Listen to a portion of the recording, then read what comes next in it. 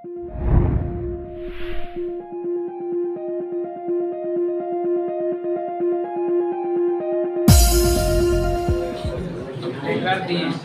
सुनिए, क्लास 11 से हम डायरेक्ट तब क्या आ गए किसमें, क्लास 12 में। हमको यकीन नहीं हो रहा, सच मानिए कि क्लास 12 को पढ़ा रहे हैं, ताकि वो जमा था जो क्लास 12 में, सच मानो यकीन मानो झूठ नहीं बोल रहे हैं, खराब के ये बड़ा बड़ा बच्चे लोग पढ़ रहे थे।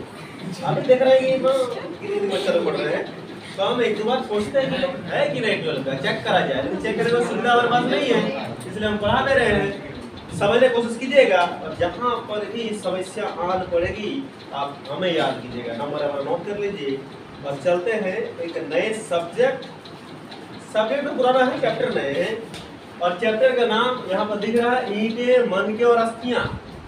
क्लास 12 हिस्ट्री का एक चीज लिखना भूल गया है, दिस इज पार्ट 1। ये पार्ट 1 का वीडियो है, इसको थोड़ा गौर फरमाइएगा। स्टार्टिंग डे है, कल मैं इसका इंट्रो सब बता दिया। मैं क्लास 12 का स्ट्रेटेजी जितना भी था पढ़ाई का, कैसे पढ़ोगे, कितना वक्त लगेंगे, कहाँ पर क्या अवेलेबल होगा कंटेंट, सारा चीज़ अवेलेबल करा दिए हैं। आज क्लास को स्टार्ट करना है, चैप्टर 1 है, और अभी से जब जागो तब सवेरा होता है, तो आज से एक नया चीज़ स्टार्ट कीजिए। क्लास 11 में जो किए नहीं किए सब भूल चूक माफ हो गया। हालांकि आप लोग पढ़ाई किए, जो नहीं किए उनके लिए संदेशा है कि जो नहीं पढ़ाई किए हैं, राम भरोसे हिंदू होटल किए हैं, उनके लिए बोल रहे हैं कि अब सेकेंड ईयर को जल्द से ज्वाइन कीजिए और पढ़ाई को अपना जारी रखें, ताकि बाद में ये ना कहना पड़े कि अब पछताए हो क्या, चिड़िया चुग गई। तो आइए पढ़ते हैं। ईंटे मन के अस्थियां, कर बने, जैसे कि इस टाइटल को, टाइटल थोड़ा मीनिंग समझ लो। ईंटे सबको देखें कि नहीं, ईंटे जिसको आप लोग एटा बोलते हो वही ईंटे यहाँ लिखा हुआ। मन के मोतियां जो पहनते हैं, मोतियां हम तो नहीं पहने हैं, बाकी लोग पहने होंगे, देख चेक कर लीजिए एक बार। और अस्थियां मतलब हड्डियां। अभी तीनों को मिलाकर एक चैप्टर का निर्माण हुआ है, तीनों को मिलाकर ही जब तीनों मिले तो सभ्यता का भी खोज होगा। और सभ्यता में अभी हम लोग पढ़ेंगे दो सभ्यता, और दोनों सभ्यता भी है, दोनों शहर भी है। और सभ्यता में हम लोग देखेंगे किसका, हड़प्पा सभ्यता। हड़प्पा पहले का भी नाम सुने हो, सुने, हड़प्पा सभ्यता। जिस प्रकार हम लोग क्लास 11 अगर याद हो तो चैप्टर 1 वहाँ भी पढ़े थे हम लोग, क्या पढ़े थे, चैप्टर 11 है, 1 तो समय शुरुआत था 12 में, लेखन कला और शहरी जीवन। क्लास 11 का चैप्टर नंबर 2 हिस्ट्री का, जिसमें पढ़े थे हम लोग मेसोपोटामिया की सभ्यता, और हमको पूरा लाइन बाय लाइन उसका याद हो गया था। उस तरह आज हम लोग पढ़ेंगे हड़प्पा की सभ्यता, और ये भी हमको जो है लाइन बाय लाइन ही रटना नहीं है, याद करना, सुनना है, सुनते याद कर लेना है। तो सबसे पहले बात करेंगे यहाँ पर कि हड़प्पा सभ्यता जो है इनको किस नाम से जाना जाता है। सबसे पहली बात, अभी इसका खोज भी बोल दिए को नहीं, ईयर डेट सब बताइए हम, पर स्टार्टिंग में चल देगा हड़प्पा सभ्यता का नाम को जान लीजिएगा। तो हड़प्पा सभ्यता का जो नाम है, यहाँ पर हड़प्पा सभ्यता के 3 नाम है। पहला नाम तो यहाँ आपके पास दिया हुआ है कि हड़प्पा सभ्यता। दूसरा जो नाम रहेगा इसका वो सिंधु सभ्यता, इसी को कहते हैं सिंधु सभ्यता, ध्यान सुनिएगा मियाँ, हल्ला नहीं करो। और तीसरा जो है कांस्य युग की सभ्यता। सबसे पहला बात, कांस्य युग की सभ्यता। सवाल एग्जाम में पूछ लिए जाते हैं कि हड़प्पा सभ्यता का और हड़प्पा सभ्यता को किस नाम से जानते हैं। तीनों नाम यहाँ मैंने लिखा दिया है, इस तीनों को याद रखिएगा। अब तीनों का मीनिंग, इसका नाम ऐसा क्यों पड़ा है, क्योंकि पहले जितना भी सभ्यताओं का खोज या फिर किसी चीज का भी खोज होता था तो उसके जगह का नाम पर उसका नाम रखा जाता था। यहाँ पर हड़प्पा सभ्यता का नाम हड़प्पा सभ्यता क्यों पड़ा, क्योंकि हड़प्पा सभ्यता जहाँ पर इसकी खुदाई हो रही थी उस जगह का ही नाम था हड़प्पा, इसलिए इस सभ्यता का नाम पड़ गया हड़प्पा सभ्यता। अब सिंधु के पीछे क्या राज है, सिंधु के पीछे राज है कि हड़प्पा सभ्यता की खोज सिंधु नदी के किनारे हुई थी। सिंधु नदी के किनारे, इसलिए इसको बोलते हैं सिंधु नदी, सिंधु घाटी सभ्यता या सिंधु सभ्यता, या इसको सिंधु घाटी भी लिख सकते हो, इंडस वैली सिविलाइजेशन, ठीक है ना। और तीसरा है कांस्य युग की सभ्यता क्यों बोलते हैं, कांस्य में क्या होता है, किसको पता है, कांसा एक मिश्र धातु है, सबको पता है कांसा एक मिश्र धातु है। कांसा किसको मिलान कांसा कर देता है,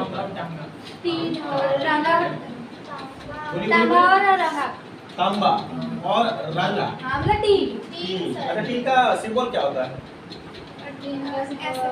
ऐसे SN और तांबा का CU मतलब कॉपर। ये दोनों अगर मिलाएंगे तो हमें कांसा, यानी कांसा क्या बोलते हैं इंग्लिश से?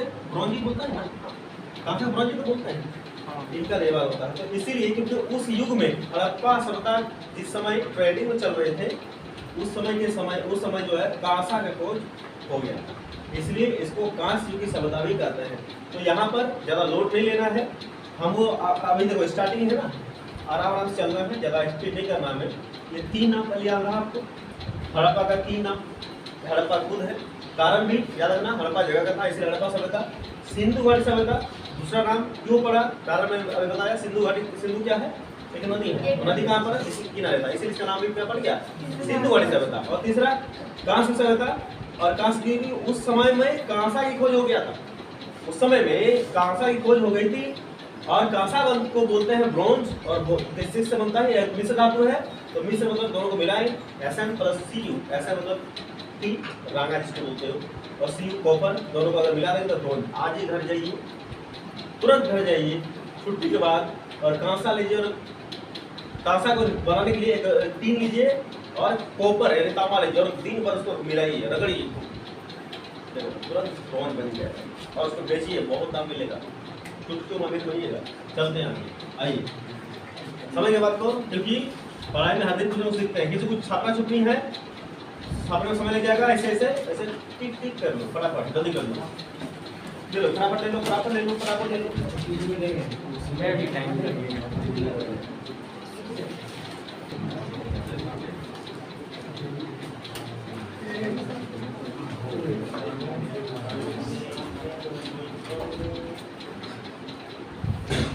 देखिए आगे सुनिएगा, तो करेक्ट सुनिएगा, संस्कृति के बारे में, इनके संस्कृति के बारे में, कल्चर क्या कहा है इसके संस्कृति बारे में, हड़प्पा के बारे में। कर रही शब्द का प्रयोग, यानी संस्कृति शब्द का प्रयोग पुरातत्व यानी पुराने वस्तु के सामग्री करते हैं जो एक विशिष्ट शैली के होते हैं, और इस सभ्यता की सर्वप्रथम खोज हम लिख रहे हैं तो उसके लिखते चलिएगा मेरे साथ साथ। इस सभ्यता की खोज 1921 यानी 1921 में दयाराम साहनी और इनके एक मित्र भी हैं जिसका नाम है माधव स्वरूप वत्स। ठीक है, एग्जाम में आपको यही लिखना है, लेकिन एक और लिख लीजिएगा, और इनके मित्र माधव स्वरूप वत्स, इन दोनों ने ही मिलकर हड़प्पा में खुदाई किया था और फिर इस सभ्यता की खोज कर डाली, जिसके कहा जाता है जिसे हड़प्पा सभ्यता। इसकी याद रखिएगा कि इस सभ्यता की खोज 1921 में दयाराम साहनी और उनके मित्र माधव स्वरूप वत्स ने किया था।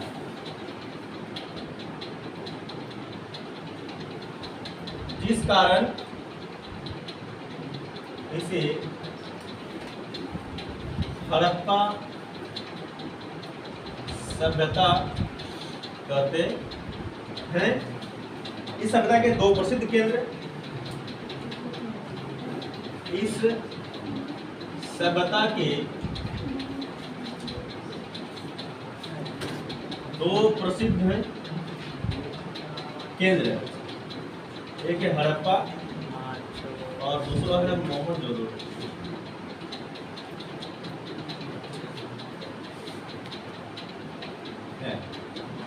इस बात को आप लिख लीजिएगा कॉपी में अपना। आगे बात करें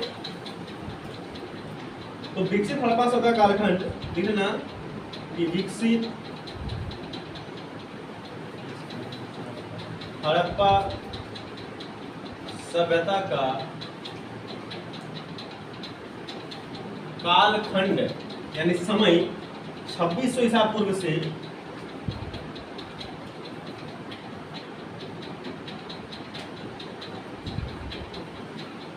1900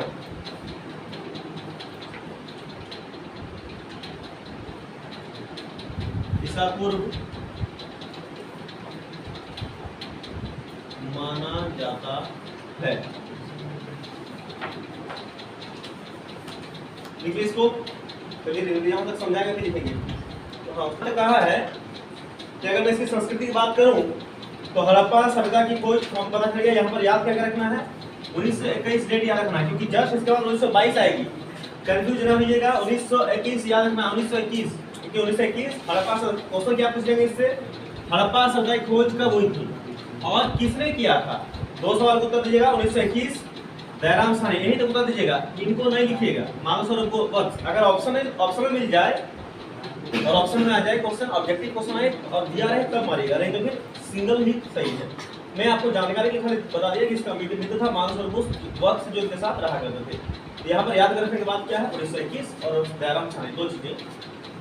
और इसी कारण इसे हड़प्पा सभ्यता कहते हैं, क्योंकि हड़प्पा जिस जहां पर खुदाई हो रही थी वहां हड़प्पा ही जगह का नाम था। इस सभ्यता के 2 प्रसिद्ध केंद्र, एक हड़प्पा एक मोहनजोदड़ो, और दोनों का दोनों शहरी सभ्यता है। याद रखना, शहरी सभ्यता। साथ हमको एक चीज और याद रखना है कि हड़प्पा सभ्यता का कालखंड पूछेगा। कालखंड मतलब समय, कब से कब तक अस्तित्व में था। तो चूंकि यहाँ देखिए ईसा पूर्व, इसलिए ईसा पूर्व क्या होता है, उल्टा चलता है। मैंने कई बार समझाया क्लास 11 में भी, ईसा है तो उल्टा चलेंगे, इसलिए है तो प्लस में होगा, ईसा है तो माइनस में होगा। 2600 ईसा पूर्व से 1900 ईसा पूर्व, इस डेट को आप अपने दिमाग में नोट कीजिएगा, कॉपी से पहले दिमाग में नोट कीजिए। ईसा पूर्व से लेकर ईसा पूर्व कितना, 2600 से लेकर 1900, उल्टा। इतना पॉइंट को आप लोग याद रखना है। क्या क्या, एक 1921 इसको याद रखना है, 2 दयाराम साहनी को याद रखना है, क्यों, इससे क्वेश्चन बना लीजिए आप। तीसरा कि हड़प्पा सभ्यता में 2 शहर का नाम बताइए, तो 2 शहर यहाँ रहा आपके पास, एक हड़प्पा खुद एक मोहनजोदड़ो, 2 शहर हो गए। तीसरा इसमें याद रखना, चौथा याद रखना है कि इनका कालखंड, हड़प्पा का कालखंड, ये है चौथा सवाल। तो सवाल निकालते चलिएगा, उत्तर ढूंढते चलिएगा। एमसीक्यूज में आपको इसको यही सवाल आपको मिलेंगे। चलो कीजिए, कह रहे हैं कि सिंधु सभ्यता के कालखंड के बारे में, कि सिंधु सभ्यता की जानकारी के स्रोत और कहाँ से मिले, तो वहाँ लिखिएगा, नेक्स्ट पॉइंट लिखिएगा कि सिंधु घाटी, लिखते चलिएगा, सिंधु घाटी सभ्यता। सिंधु घाटी सभ्यता की जानकारी के प्रमुख स्रोत, सिंधु घाटी सभ्यता के जानकारी के प्रमुख स्रोत हैं खुदाई में मिली इमारतें,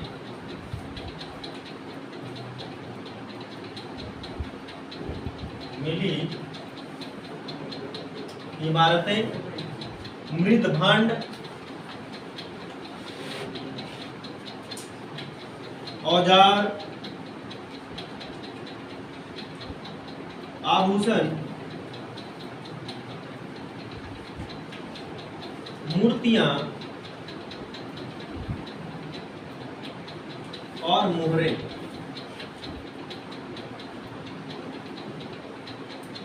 इत्यादि।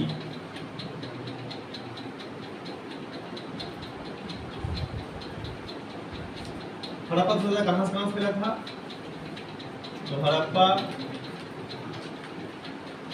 सभ्यता का विस्तार की बात करें तो अफगानिस्तान,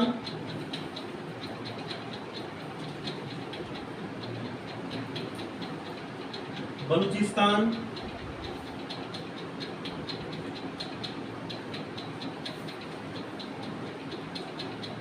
जो पाकिस्तान में है बलूचिस्तान, साथ में गुजरात, इंडिया का बात करें तो गुजरात में, राजस्थान,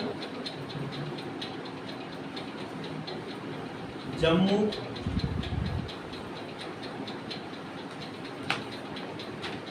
और पश्चिम उत्तर प्रदेश।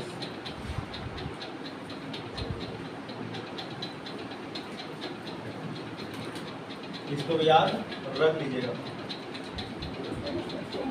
पता नहीं की सोचा है ना, ये सोचा भगवान ने स्टेशन चालू हो गया, साथ रहिए। नहीं शराब नहीं बोलते, कुकुर कहानी कुत्ता कहानी बोल रहे थे पीछे स्टेशन से पीछे पड़ा हुआ हमारा, पता नहीं हम लोग देख के सोच रहे कभी तो नहीं पड़ा किसी आज पता नहीं ठीक ठाक दिख रहे थे पीछे मेरा पड़ा है पापा हाँ ऐसे लग रहा है कि पापा उनके आ जा सिंदूर सभ्यता देखो, सिंदूर सभ्यता की जानकारी प्रमुख स्रोत दो चीजें याद रखना, सुनो मेरे बात ध्यान सुनना कि यहाँ पर जब घाटी की खुदाई हो रही थी क्या क्या मिली है, तो मिली है यहाँ पर इमारतें धरती के अंदर ना जी, टूटा फूटा इमारतें एकदम खत्म हो गया था, उनके साक्ष्य मिले हैं। मृद भांड, आप एक तो बड़े खतरनाक चीज है मृद भांड, क्या सवाल है? मृद भांड क्या होता है?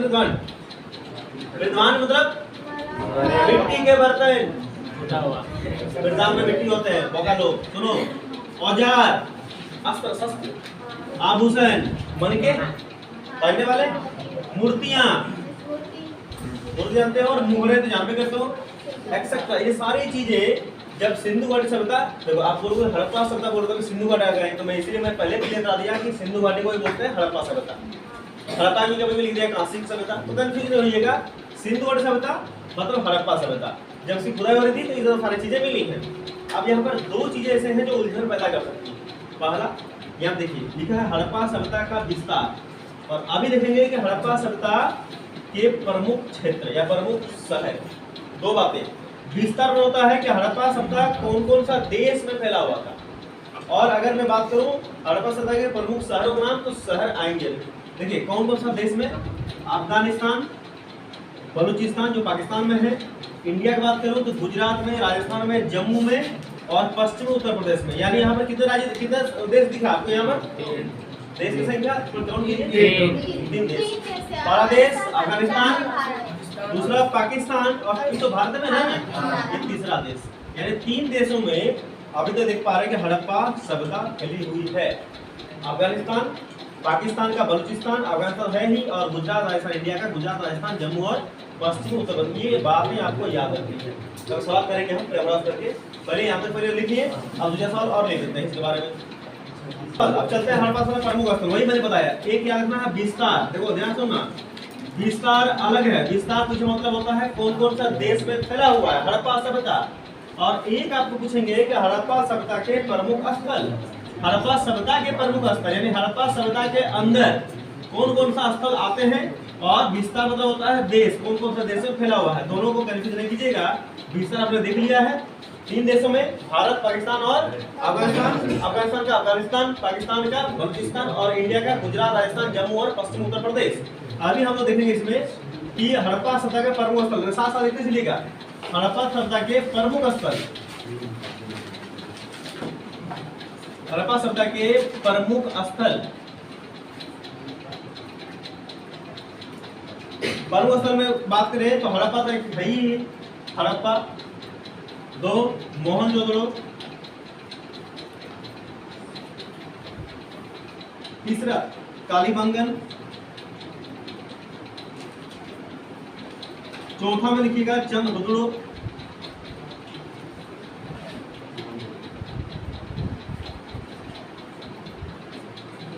पांचवा में है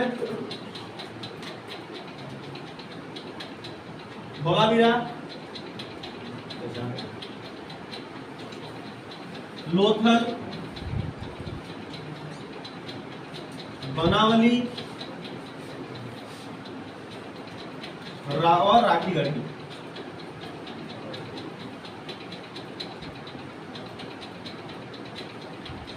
इतने सारे ये सब जो जगह देख रहे हो ये हड़प्पा सभ्यता के प्रमुख स्थल।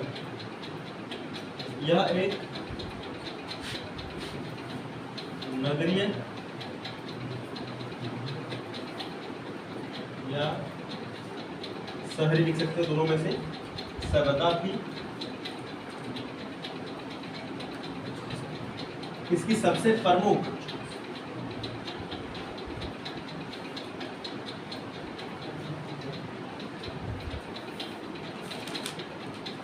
विशेषता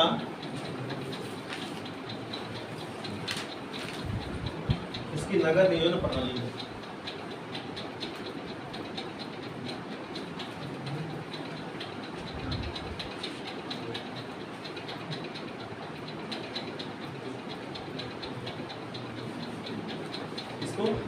राइट डाउन कर लो। अब यहाँ पर क्या क्या चीज याद रखना है आपको, कौन सा क्षेत्र कौन सी जगह। हड़प्पा सभ्यता के प्रमुख स्थल विस्तार दिखा दिया, स्थल देख लो। यहाँ पर याद रखिएगा जो चीजें हैं, ये हड़प्पा तो मोहनजोदड़ो याद रहेगा ही। यहाँ पर याद रखना है कालीबंगन, देखा सभी इंपोर्टेंट, लेकिन ज्यादातर पूछे जाने वाले सवाल जो आते हैं वो कालीबंगन से आते हैं, धोलावीरा से आते हैं और लोथल बनावली, ऐसे सब इंपोर्टेंट है। लेकिन ये और उनमें से अगर देखा जाए तो सबसे इंपोर्टेंट है लोथल। इस लोथल से सवाल हमेशा पूछे जाते हैं, तो लोथल के रखिए, गुजरात में बंदरगाह है लोथल।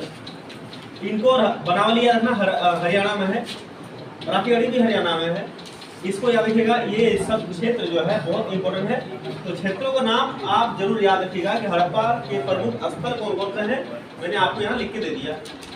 अब चूंकि हमने स्टार्टिंग में ही बता दिया कि यह शहरी सभ्यता है, शहरी सभ्यता बोलो या नगरी बोलो एक ही बात है, यह एक शहरी सभ्यता है यानी नगरी सभ्यता है, और इसके सबसे प्रमुख जो विशेषता है वो है नगर नियोजन प्रणाली। मैंने कहा होता था एक पद्धति, अगर आपको याद होगा तो मैं एक पद्धति का नाम लिया था कि इस पद्धति से यहाँ के शहरों, यहाँ के सड़कों का निर्माण हुआ, यहाँ के घरों का निर्माण हुआ या घरों की खिड़कियां बनी हुई, ग्रिड पद्धति। तो ये जो नगर नियोजन पद्धति प्रणाली जो है वो ग्रिड पद्धति से ही संबंधित है। चलते हैं आगे में, अब जीवन निर्वाह के तरीके देखते हैं। यहाँ क्या होता है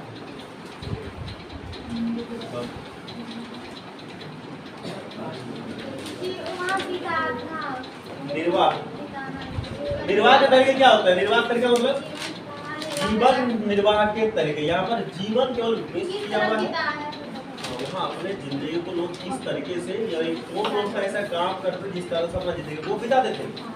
जैसे आप कौन सा काम करके दिन भर बिताते हो, मोबाइल चलाकर,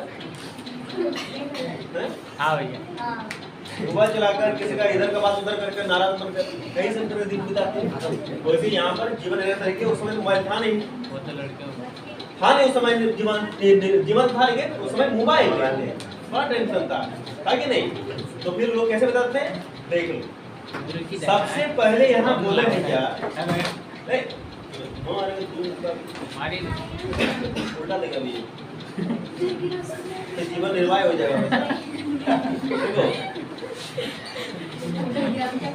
हड़प्पा संस्कृति में कई ऐसी जगह पर देखी गई है जहाँ पर हड़प्पा संस्कृतियाँ मौजूद में थी, और इन संस्कृतियों में कई तत्व जिनमें जीवन निर्वाह के उपाय शामिल है एक जैसे थे। जैसे यहाँ के लोग का कहा जाए कि जानवरों को भी भोजन रूप में ग्रहण करते थे, जानवरों को भी भोजन के रूप में ग्रहण करते थे। जीवन निर्वाह जो किसी को देख देख के तो जिंदगी नहीं करेगा, अगर हम लोगों को देखते हुए मजे नहीं कर जाएगा, पता नहीं फिर भी लोग बोलते हैं कैसे बस तुमको मैं देख लो एक बार ना, दिन सुधर जाएगा। क्या करो देख के उसको, फोटो देख लो, भगवान का फोटो काम देगा। अभी मैं जस्ट ध्यान से आ रहा था, भैया मत बोलिए, तो उसका लेवल ही अलग, उसका बातें मत बोलिए। एक लड़का अलग लेवल में खेल रहा है, सामने बैठा थोड़े सामने बैठ के बता रही हूँ, क्या बोल सुन लो एकदम आंख नींद में आंख एकदम वैसे टल्लम टल है, तो आप रहेगा नहीं, जिंदगी खत्म होने वाला, जीवन निर्वाह तरीके से तो सही करे, हालत खराब, पंक्चर हो गया, कहीं से ट्रैवल करके आए हुए, दिन भर थकान, आंखों में नींद, शरीर में थकावट, चेहरे पर सुस्ती, नजर साफ सब नजर आ रही है, हम पढ़ लेते हैं भाई भाई। लड़का फिर भी नहीं छोड़ा, सुबह के 9:45 बजे फूल कर ले, फूले नहीं समा रहा है, ऐसे तार को लगाया है, मैं दिखाता हूँ भैया, फूले नहीं समा रहा है, ऐसे तार को यहाँ फंसाया है, ऐसे इसको यहाँ लगाया है और यहाँ से बतिया रहा है ऐसे। अब क्या बात रहे, हम भी इतना सामने सुन नहीं पा रहे हैं कि धन्य हो भगवान, कि तार का केबल का कहा पॉजिटिव प्रोग्राम, यहाँ से बातें ट्रांसफर हो रही है, वैसे कान में हमारे पास नहीं पहुँच रही, हम कोशिश किए बहुत बार, कान हिला के सुनते हुआ क्या, लड़का का नींद से हालत खराब है, फिर भी मुंह में लगा के ऐसे, मुंह इसको लगा के ऐसे बात कर रहा है। और एक बार हम सुन लिए क्या बोला, एक बार हम सुने, फिर किसी को हमने कहा भी देखो ये देखो क्या बोल रहा है, दुनिया पहुंच गई चांद पर, देखो बात तो, दुनिया पहुंच गई चांद पर, फिर भी लोगों का नाटक नहीं खत्म हो रहा। बोला बाबू फोन मत रखना, एक बार धड़कन छपा गया हमारा सुन के, बात करें यार, और लिया कर नहीं मत हरकत रहो, हम पढ़ा रहे अल्पा शब्द आज के पढ़ ले, सुना ऐसा, ये थोड़ा ज्यादा हो गया, आपको समझ नहीं आ रहा है कि क्या करा जाए। अब इसका इलाज कौन सा वैद्य कौन सा हमारा इलाज है क्यों बोलता है ये थोड़ा सही बात। देखो आजकल के देखो चाइना का बच्चे चांद पहुंच गए, इंडिया का नहीं पहुंचे, जापान का जे बार भूकंप में तोड़ते हैं ड्रामा बना लेते हैं, समझ लेते हैं। बाकी के कंट्री का देखो फ्रांस का, अमेरिका का, रशिया का, सब जगह के खिलाड़ी बच्चे लोग खेलते हैं, खिलाड़ी बनते हैं और भी कई चीजों में शामिल है। सब अपने में बिजी है, सब gold medal, silver medal, bronze सब ला रहे हैं। इंडिया में बस गुलाब फूल ला रहे क्या तो ये अलग लेवल खेल है, कोई बात नहीं, आप उसको नहीं खेलिए भैया। सुन लीजिए भैया, मरे जा रहे हो तो पहले नींद कर लो ना पहले पूरा अपने मन। वीडियो वायरल हो गया, समझ रहे हो ऐसे होता है, क्या बोले धड़कन बोलेगा उसका है। आओ सुनो, आओ हम आप अपना सुना रहे हैं, सुनो हाँ आलम सुनिए, मेरा आलम सुनिए। तो यहाँ पर बोल रहे हैं कि निर्वाह, यहाँ पर जीवन नहीं लिखा गया है, जीवन समझ दो, जीवन निर्वाह के तरीके। वो तो निर्वाह कर रहा था, हम लोग यहाँ पढ़ के निर्वाह करेंगे। सुनो कैसे निर्वाह करेंगे। कहते हैं कि हड़प्पा सभ्यता के समय में हड़प्पा कालीन के जो लोग होते थे, वो लोग अपने जीवन के निर्वाह, सबसे पहला जो पॉइंट लिखा है वो लिखे हैं कि सबसे पहले जीवन क्या है, खाना। भूख लगती है तो बर्दाश्त नहीं होती है, पानी प्यास लगे तो थोड़ा देखते हैं तो रोक भी लेंगे, लेकिन भूख इतना खतरनाक रहता है। पेट देखो, आदमी जो आज ट्रेवल कर रहे हैं देश दुनिया में, लोग जो इधर उधर घूम रहे हैं, आ रहे हैं, जा रहे हैं, संडे के दिन भी देखो स्टेशन में लोगों की भीड़ लगी रहती है। इवन जब नेशनल हॉलीडे रहता है तब भी लोगों की भीड़ लगी रहती है स्टेशनों में, बस स्टैंड पर, हर जगह। क्यों? बस एक ही उत्तर है, पेट का सवाल है जनाब। पेट का भूख कभी शांत नहीं होती है, उसके कारण लोग ट्रैवल मारते हैं। तो यहाँ पर इन लोगों का भी फर्स्ट वही चीज दिखाया है कि ये लोग अपने जीवन के निर्वाह के लिए यानी जानवरों का भी शिकार करते थे। जानवरों का शिकार यानी मछली मारना। याद रखना, सबसे सस्ता में पढ़ेंगे मछली का शिकार। ये लोग मछली शिकार करके अपने जीवन को जो है व्यतीत करते थे। और कोई बातें हैं? बिल्कुल बातें हैं, ध्यान सुनते रहिएगा और देखते रहिए। कह रहे हैं कि यहाँ पर जानवरों को भी भोजन रूप में ग्रहण करते थे, जैसे हो गया मछली। जले हुए अनाज के दानों तथा बीजों के मिलने से पुरातत्व विशेषज्ञ आहार से संबंधित अंतों के बारे में भी ज्ञान प्राप्त करने में सफल हो पाए हैं।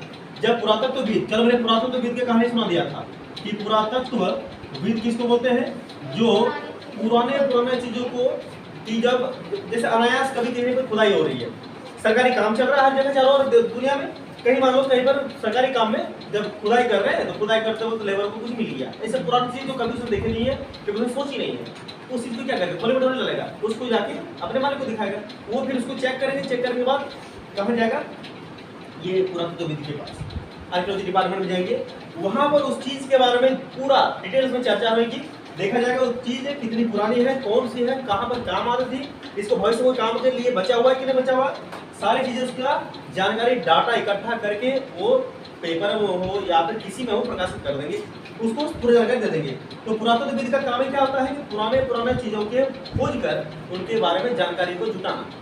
पुरातत्वविद, तो पुरातत्वविद जब हड़प्पा सभ्यता काल का खोज हो गया था, जब वहां पर घूमने गए तो वो लोग काम था खोजना, तो वो लोग क्या खोजा कि यहाँ पर खोजा मछली के हड्डियां मिली, कहाँ था जिसको बोलते हैं, तो उनसे पता लगा लिया कि ये लोग जानवरों का शिकार करते थे, यानी मछलियों का शिकार करते, मछली को खाकर ही जीवन निर्वाह करते थे। पहला पॉइंट याद रखा। दूसरी बात, अगर केवल मछली को ही नहीं, अगर मैं आहार की बात करूं, आहार तो कहते हैं आहार में जब इन लोगों ने और ज्यादा काम किया, डिग्री काम किए, तो इनको क्या मिले, जले हुए अनाज के दाने और बीज मिला। क्या मिला? जले हुए अनाज के दाने, जले हुए अनाज के दाने, और दूसरा क्या मिला, कुछ सीड्स मिले, वहाँ बीज मिले, जिससे पता लगा कि यहाँ के लोग इनका भी प्रयोग करते थे जीवन निर्वाह के तरीके में। और आगे जब इसका खोज किया गया और डीपली और खोजा गया, तो कहते हैं यहाँ पर कि इनका अध्ययन पुरातत्व वनस्पति विज्ञान करते हैं, जो पुरानी वनस्पति का अध्ययन से के विशेषज्ञ होते हैं। तो यहाँ टर्म आया है कि पूरा वनस्पति किसे कहते हैं, जो पुराने चीजों को खोज करते हैं, जो एकदम बहुत सारा पुरानी चीजें खोज करते हैं, उसका अध्ययन करते हैं और दुनिया को बताते हैं, उसको बोलते हैं लोग वनस्पतिज्ञ कहते हैं। हड़प्पा का इस्तेमाल से मिलने वाला अनाज में और कौन कौन सी चीज थी? कल लिखा या आज मैं इसको दिखाता हूँ कि कल हम लिखा है कि हड़प्पा सभ्यता के लोग खेती में क्या क्या करते हैं? गेहूं, बाजरा, जौ, मक्का, गेहूं ये सब जानते हैं, जौ, बाजरा और कुछ सफेद चना। सफेद चना, सफेद चना और कुछ लिखा है? हाँ लिखा है दाल, लिख लीजिएगा दाल और तिल, इसको याद लिखिएगा, दो एक और लिखिएगा दाल और तिल। ये चीजें हड़प्पा सभ्यता के लोग अपने जीवन निर्वाह के लिए मतलब उगाते थे, या फिर बोलो कि इनकी खेती किया करते थे हड़प्पा सभ्यता के लोग। समझ में आ रहा बात को? और क्या बोले देखो कि बाजरे के दाने और चावल के दानों में क्या अंतर था यहाँ पर? तो लिखा है कि बाजरे के दाने गुजरात के हड़प्पा स्थलों से पाए गए थे और चावल के दाने दूसरा की तुलना में कम पाए गए हैं। सबसे ज्यादा जो दाने पाए गए थे, सुनो अनाउंस करना कि सबसे ज्यादा इनमें से जो दाने पाए गए थे वो पाए गए थे बाजरा। ये बाजरा देखे हो क्या? जो कहाँ से मिले गए थे? ये गुजरात से मिले गए थे। ये बाजरा देखो क्या आप लोग? बाजरा का रोटी खाए, बाजरा देखे नहीं है? बाजरा कभी नहीं देखा है? सादा सादा रहता है, कुछ बच्चियां कहते हैं सादा सादा रहता है। गोंगली गोंगली मड़ुआ देखे होंगे, तो उसी कैटेगरी में बाजरे जाते हैं, बाजरा। चलते आगे में देखिए, तो ये हो गया खाने की बातें। ए बाबू हल्ला मत करो, ये हो गया खाने की बातें, इसको लिखना होता नहीं इसमें है। चलते हैं आगे, आप चलते हैं खाना तो ठीक है, ये तो इंसान के लायक के खाने। अब इंसान ये सब वनस्पति कितना लिखा है? आप इंसान को चाहिए क्या? पेट में बदलाव। आप एक चीज घास पत्ती खाकर जिंदा रह पाओगे? आप चाहिए टेस्ट में बदलाव। तो टेस्ट में बदलाव एक ही चीज देता है जिसका नाम है पशु। सब पशु यानी पशु में सब आ जाएंगे, सब आ जाएंगे मैंने क्या? खस्सी आ जाएंगे, पांठा आ जाएंगे और दोनों चीज आएगा, सब आ जाएगा। देखिए यहाँ से मिली क्या बोलते हैं कि हड़प्पा सभ्यता में ये वनस्पति विज्ञान जब चले गए तो आगे जब खोज किया गया तो क्या मिला? पशु की तुलना में इसको पशु से तुलना की गई कि पशु में क्या क्या चीज मिले। तो पशु तो नहीं मिलेंगे, पशु क्या मिलेंगे? अरे पशु वहाँ मिलेंगे क्या? ऐसा थोड़ी होगी। जब हड़प्पा सभ्यता के लोग पुरातत्व जब खोजने के गए तो देखा कि कोई भैंस बदल रहा है, वह कोई गाय बंदल है, गाँव गाँव कर रही है, को जो है भेड़ा बंदल है। ऐसा होगा क्या? अस्थियां मिलेगी, यानी पशु में क्या मिलेगी? उसकी अस्थियां। अस्थियां समझ गए आपको? हड्डियां मिली। अब हड्डियां किस किस की मिली है? हड्डियां मिली है मवेशी की। मवेशी याद है? वही मवेशी है जो हमको पार कराया था। दूसरा भेड़। भेड़ सुनने से ही मन में कैसे होता है? क्या बोलो? स्कूल जब हम लोग थे पढ़ाई करते थे, हम लोग टीचर यही बोलते थे, एकदम भेड़ आदमी ये बोलते थे। जब भी सुनते हैं गुस्सा बहुत होता है, लेकिन टीचर को प्यार भी आता है कि चलो भाई भेड़ को जो है लाइक बना दी कि 4 को आगे पढ़ा पा रहे हैं। और बकरी, और बकरी सुनने से तो किसी का और भी खराब होता है कि हमको बकरी बोलते हैं, क्योंकि हमारे पेट में बात पहुंचता ही नहीं है। ये बकरी हो गया। सोना बकरी पता है आपको? चौथा चले तो भैंस। और पांचवा कौन है? पांचवा है अनायास, हम लोग कभी बोल देते हैं, ठीक है? ये देहाती लैंग्वेज में कभी कभी अनायास हम मित्र कपड़ा बोल देते हैं, बट बाकी ये लगा हमने लगा पाएंगे अभी। ये देखो इतने सारे चीजों की क्या मिली थी? क्या यार बंधे हुए थे खुटा पर? क्या हड्डियां मिली थी। ये मवेशी था, भेड़ था, बकरी, भैंस, सुअर। आज कोई ऐसा है जिनसे परिचित ना होंगे? सबको सब चिंता है, सब आप इसको चिंते हो हैं? इनको चिंते हैं, आप चिंते हो? इनको देखे हो? इनको मैंने एक्सप्रेशन दिया जाए, छोड़ दे। इसका रास्ता बहुत सुंदर होता है। भैंस देखे हो? भैंस देखो, भैंस देखे हो? बकरी देखे हो? बिस्किट बिस्किट वाला कार्ड ही आपका याद आ रहा है कुछ? दादाजी बोले थे पाला खिला दे, गुस्सा से आप उसको नहीं खिलाए। याद आ गया? भेड़ क्या होते हैं?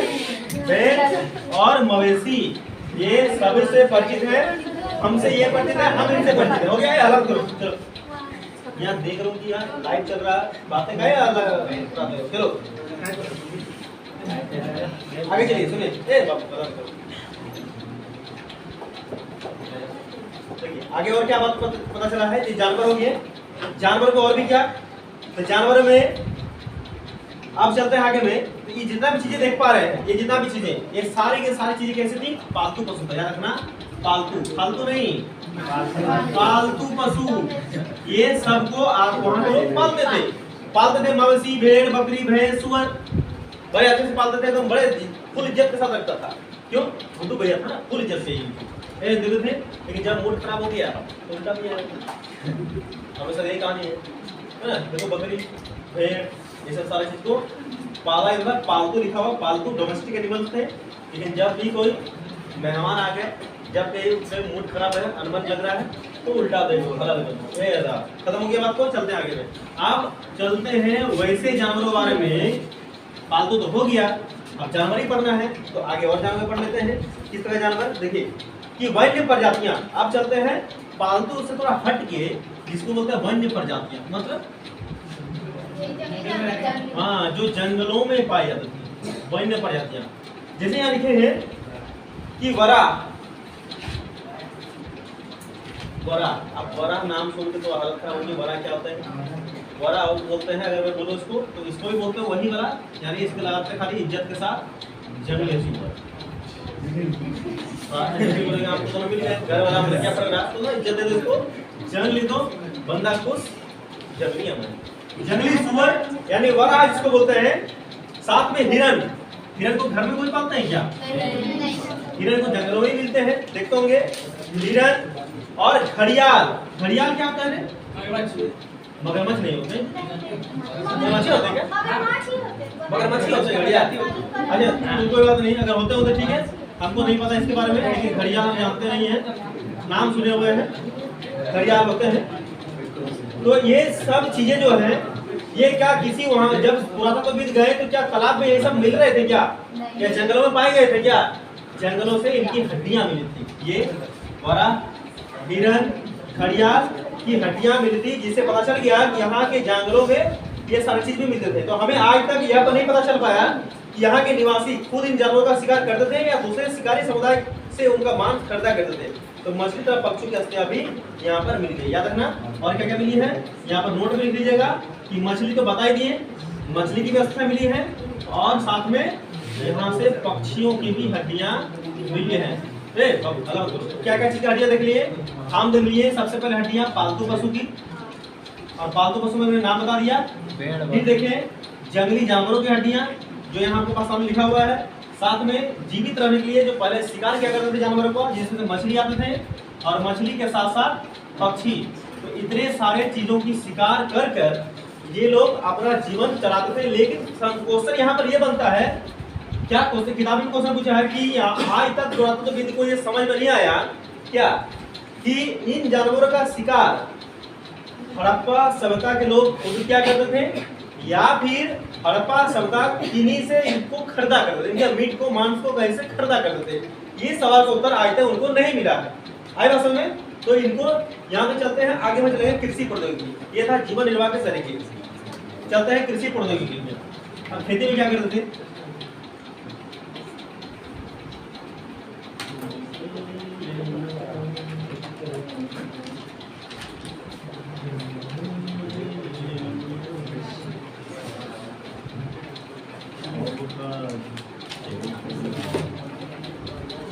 हो गया। सुनिए,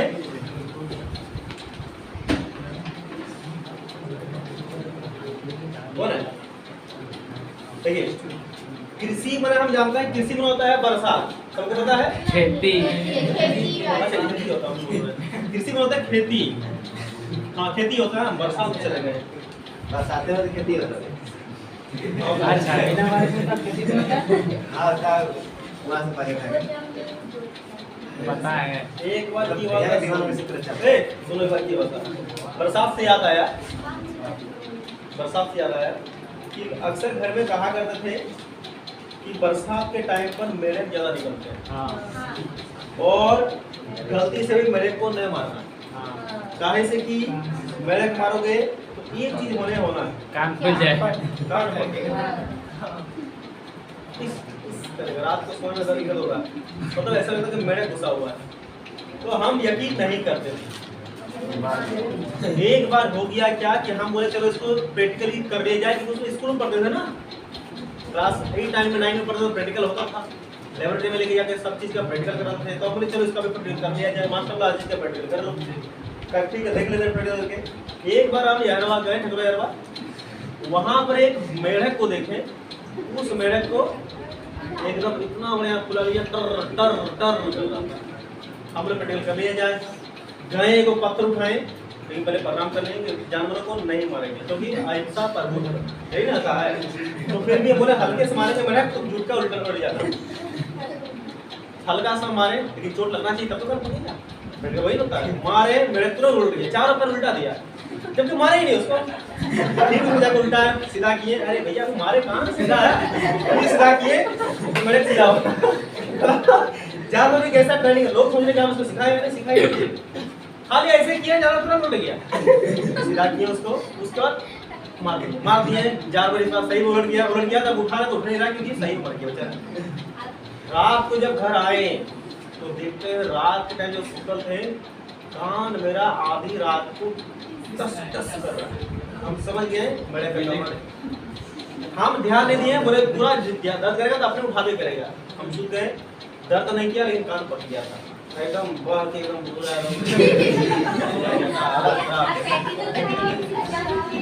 ऐसा भी मेरे साथ घटना घटा था। क्या चलिए आगे चलता है, कृषि पढ़ देखिए, सुन लो क्या करें, हमारे साथ घटना बहुत खतरा घटती है।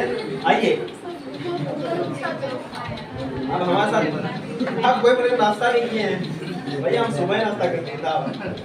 कृषि पढ़ देखिए, सुन लो कि हड़प्पा निवासी कृषि क्या करते थे, लास्ट पॉइंट सुन लो है बाबू।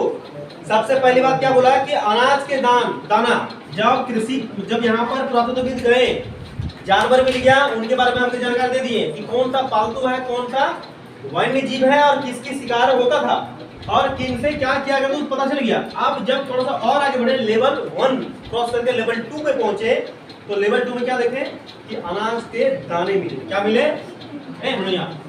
अनाज के दाने मिले, अनाज के दाने। अब अनाज समझ गए हो ना, कौन सा अनाज, या तो गेहूं का या चावल का या फिर तिल का, जौ का, सफेद चना का, किसी का भी अनाज, मतलब अनाज हो गया। अनाज के दाने मिले।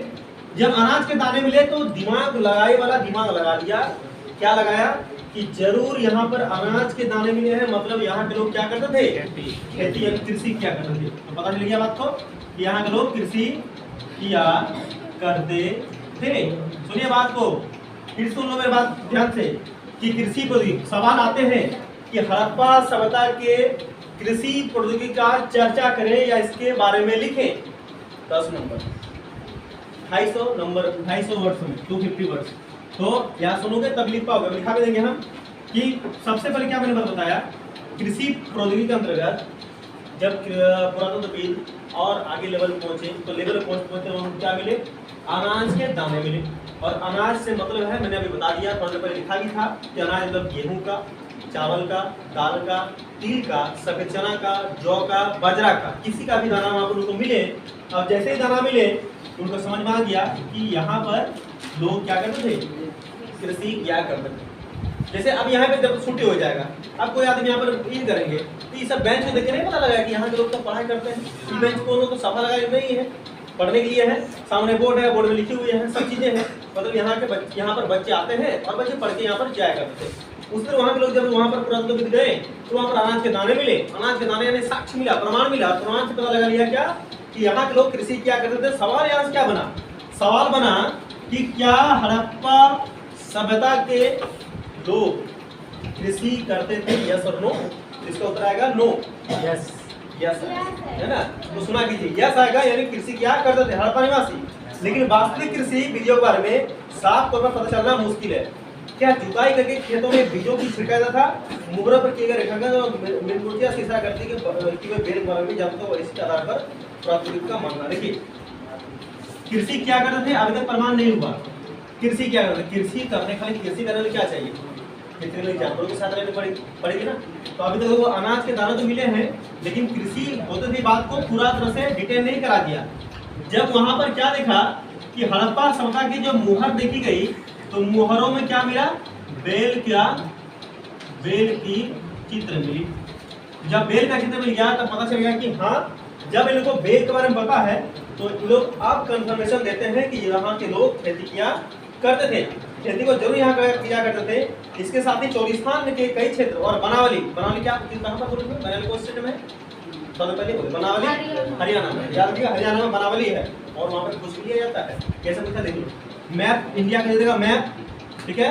इंडिया का मैप देने के बाद आपको यहाँ पर 3-4 नाम या 2-4 नाम दे देंगे, और जैसे मान लो यहाँ बनावली दे दिए, यहाँ पर लोथल दे दिए, यहाँ पर कालीबंगा दे दिए, और बोलेंगे कि इनको मैप में दर्शाइए।